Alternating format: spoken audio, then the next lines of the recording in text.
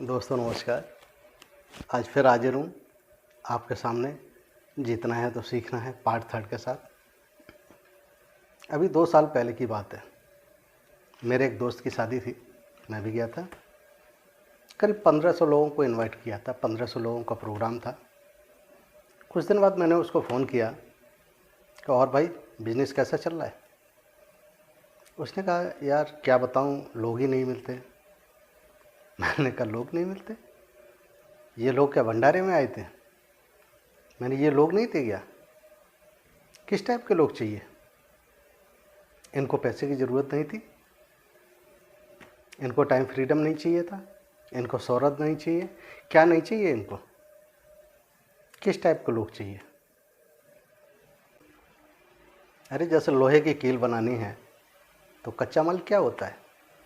Pig iron. लकड़ी का furniture बनाना है तो कच्चा माल क्या होगा? लकड़ी। तो नेटवर्क मार्केटिंग करनी है, डायरेक्ट सेलिंग करनी है तो कच्चा माल क्या होगा? लोग। जितने ज़्यादा लोग उतना बड़ा बिजनेस। लोगों का बिजनेस है। और लोग कहाँ मिलेंगे? कहीं बाहर जाना पड़ेगा क्या? अरे इस देश में कच्चे माल की कमी है क्या? और सबसे खास बात, सब कुछ फ्री है। चाहे जितने लोग लो, सारे फ्री। और प्रोडक्शन भी इतना है कि जिससे ज़्यादा खपत करोगे उससे ज़्यादा प्रोडक्शन है तुम्हारा। इंडिया का प्रोडक्शन कम नहीं होने वाला है। फिर कहते हो कि लोग नहीं। जो भी आदमी बाज़ार में मोल भाव करता हुआ मिले वो आपकी लिस्ट में शामिल होना चाहिए। जो भी आदमी जल्दबाजी में भागता हुआ मिले वो आपकी लिस्ट में शामिल होना चाहिए। जो भी आदमी नौकरी के लिए जाता हुआ मिले वो आपकी लिस्ट में शामिल होना चाहिए। जो भी लोग नौकरी के लिए जाते हुए मिले वो आपकी लिस्ट में शामिल होना चाहिए। अब बात करते हैं कि अपरिचित लोगों की लिस्ट कैसे बनाएं। क्योंकि सबसे ज़्यादा अपरिचित लोग ही आपके काम आते हैं। जब आप परिचित लोगों के सामने जाएंगे प्लान को लेके तो वो आपसे सवाल करता है कि सर आपने क्या कमा लिया, आपकी कंडीशन क्या बदल गई। लेकिन जब आप अपरिचित व्यक्ति के सामने जाएंगे तो वो आपसे आपके बारे में नहीं पूछेगा। वो पूछेगा कंपनी का प्रोफाइल क्या है, कंपनी के प्रोडक्ट्स क्या हैं, कंपनी के प्रोडक्ट क्वालिटी क्या है, कंपनी का प्लान क्या है। वो आपसे आपकी कंपनी के बारे में पूछेगा। और वही अपरिचित लोग आपके बिजनेस को ऊंचाइयों तक लेके जाते हैं। तो अगर आपको अपरिचित लोगों को शामिल करना है तो उसके लिए कुछ काम आपको करना पड़ेगा। जैसे कि आपको विजिटिंग कार्ड छपवाने हैं। विजिटिंग कार्ड छपवाइए, अपनी जेब में रखिए और उसके बाद लोगों से मिलना शुरू करिए। कैसे? आप स्टेशन जाइए, बस स्टैंड जाइए, ट्रेन में जाते हैं, बस में जाते हैं, पार्क में जाते हैं, या जहाँ भी लोगों की भीड़ है वहाँ जाइए, बात करिए लोगों से, उनके व्यूज़ लीजिए, किसी भी विषय पे उनकी तारीफ़ करें। उसके बाद अपना कार्ड लें, उनको कार्ड दें और उसके बाद उनसे कार्ड मांगें। आपको वो आपका अपना कार्ड देगा या नंबर देगा। आप बीमा कंपनियों में जाएं, वहाँ पर बीमा कंपनी के कर्मचारियों के नंबर आपको मिल सकते हैं।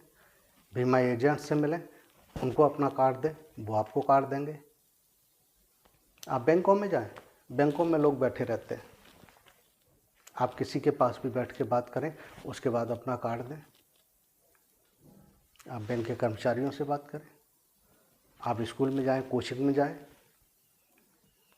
वहाँ टीचर से बात करें। बहुत सारे अपरिचित लोग आपको गूगल पे मिल जाएंगे, सोशल साइट्स पे मिल जाएंगे। आपने फेसबुक बना रखा होगा, इंस्टाग्राम होगा, लिंक्डइन बना रखे हैं लोगों ने। 2-2 3-3 अकाउंट बनाइए, उस पर आप मोटिवेशनल पोस्ट डालिए। जैसे जैसे आपके पोस्ट लाइक होते जाएंगे आपका दायरा बढ़ता जाएगा। उसके बाद आप अपने व्यू आगे रख सकते हैं, लोगों के नंबर ले सकते हैं। सोशल साइट्स पे आजकल लोगों के बारे में पता चल जाता है। बहुत सारी समाज सेवी संस्थाएं हैं उनका पता करिए, उनके लोगों से मिलिए।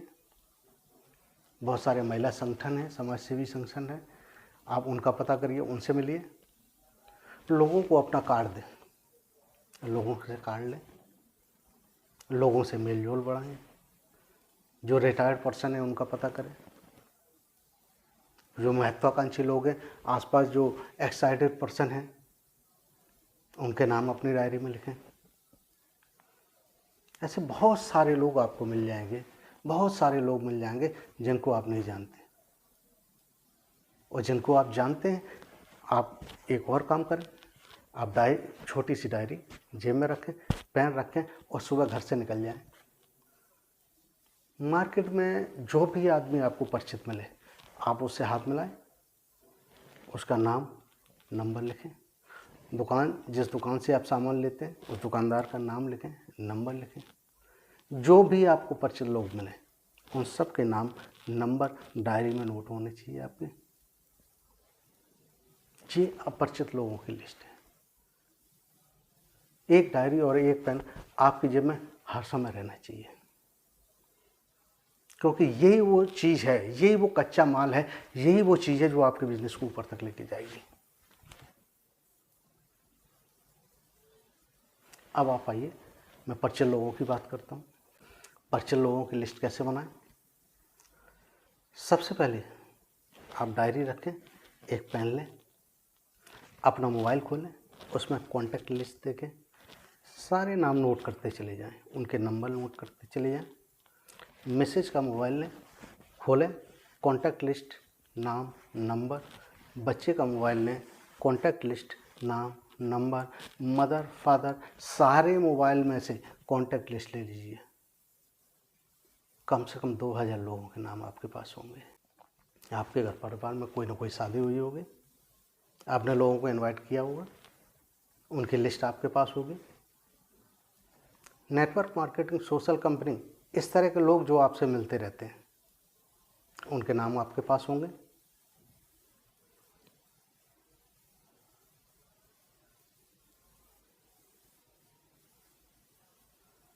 इसके अलावा आपका जो फेसबुक है, उस फेसबुक पर सारे नाम आप ले लीजिए, नंबर ले लीजिए आप। इसके अलावा बहुत सारे तरीके आपको मिल जाएंगे आपको परिचित लोगों के नाम लेने के, क्योंकि आपकी सफलता लोगों पर निर्भर करती है। जितने ज़्यादा लोग, उतना बड़ा बिजनेस। और फिर आपका ही क्यों, हर बिजनेस लोगों पर डिपेंड करता है।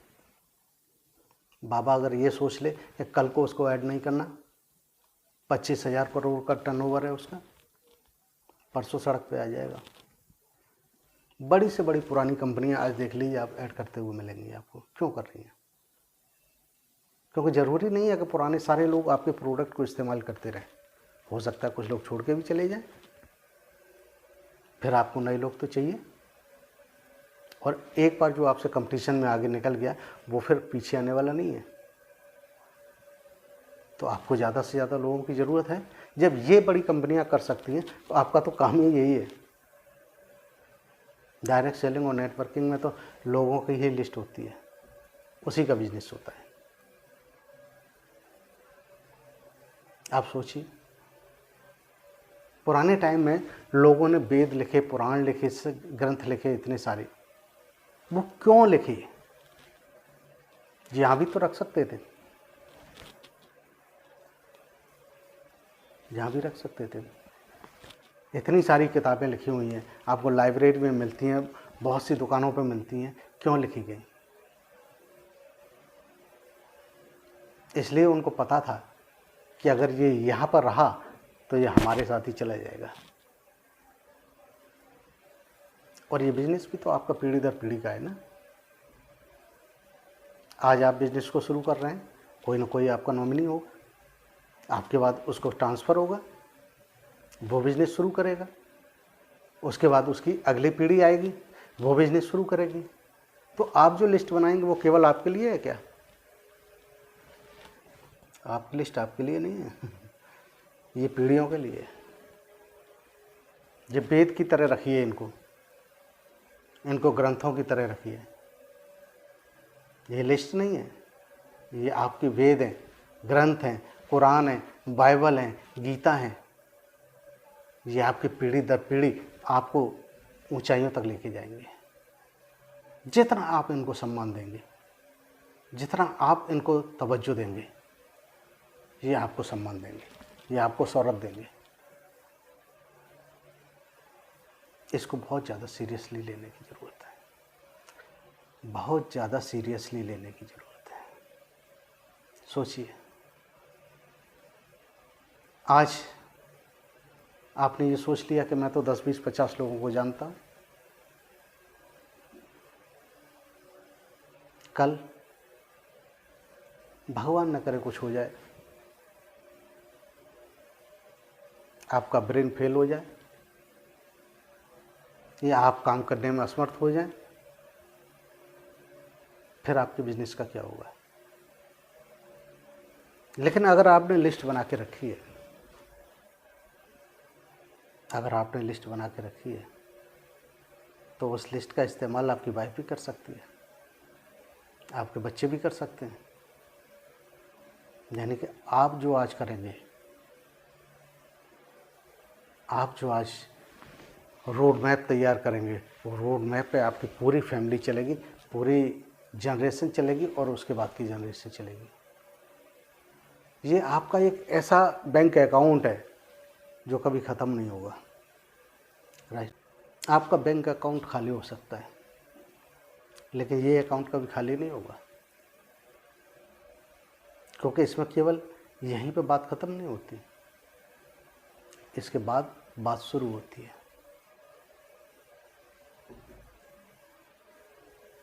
यहाँ से बात शुरू होती है। आपको केवल लिस्ट बनानी नहीं है, लिस्ट अपडेट भी करनी है।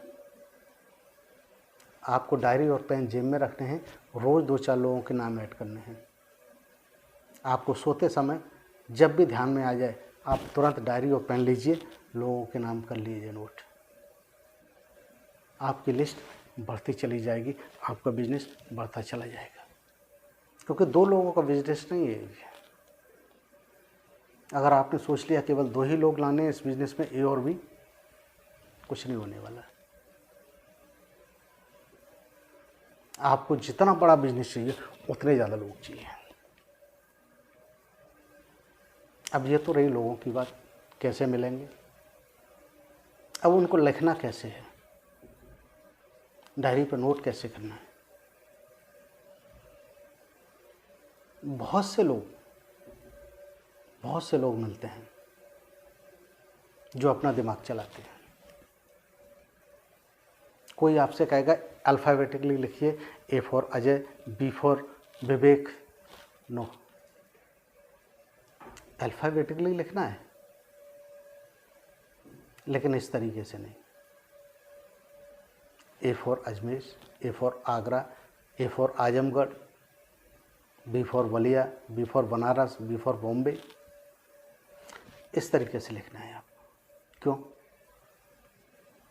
इसलिए क्योंकि आप अगर किसी शहर में जाते हैं, किसी काम से जाते हैं, बिजनेस के सिलसिले में जाते हैं, या रिश्तेदारी में जाते हैं, या किसी फंक्शन में जाते हैं, और वहाँ जाके आप सोचते हैं कि शायद इस शहर में कोई ना कोई आदमी तो होगा जिसे हम जानते होंगे, और आपने अगर शहर के हिसाब से लिस्ट बना रखी है, तो वो आदमी आपके सामने आ जाएगा, आप उससे कांटेक्ट कर सकते हैं।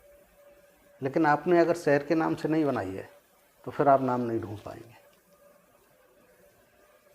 दूसरी बात, बहुत सारे लोग दिमाग लगाते हैं, बहुत सारे लोग इंजीनियरिंग करते हैं कि इस टाइप के लोग होने चाहिए, इस उम्र के लोग होने चाहिए, ऐसे लोग होने चाहिए, वैसे लोग होने चाहिए। अबे तुम ठेकेदार हो क्या? तुमने ठेका ले रखा है, कौन पैसा कमाएगा, कौन नहीं कमाएगा, किसके ड्रीम है, किसके नहीं है, तुम डिसाइड करोगे क्या? तुम्हारा काम है, अपना काम करो। मैं एक हकीकत सुनाता हूँ आपको। जो समुद्र में से हीरे जवाहरात लेने जाते हैं, वो काम क्या करते हैं? वो पानी के जहाज़ पे जाते हैं, समुद्र में अंदर जाके तैराकी पोशाक पहनते हैं, ऑक्सीजन सिलेंडर लगाते हैं, एक जाल बांधा जाता है, लोहे का तार होता है और उसके बाद समुद्र में जंप कर जाते हैं और वहाँ पर तैरते तैरते तैरते तैरते चारों तरफ नज़र मारते हैं और जहाँ भी ढेर दिखाई देता है बस वहाँ पे उन्होंने जाल खोला और उस ढेर को जाल में रख लिया, पूरा कलेक्ट कर लिया, नीचे से सिग्नल दिया, ऊपर से खींचा गया और बाहर निकल के आए। समुद्र के किनारे पर पूरे पत्थर फैला दिए गए। आपका काम ख़त्म। अब काम शुरू होता है जौहरी का। यही काम आपको करना है। आपको केवल लोग इकट्ठा करने हैं और इकट्ठा करने के बाद में डाल देने ओपन प्लान में, सेमिनार में, फंक्शन में।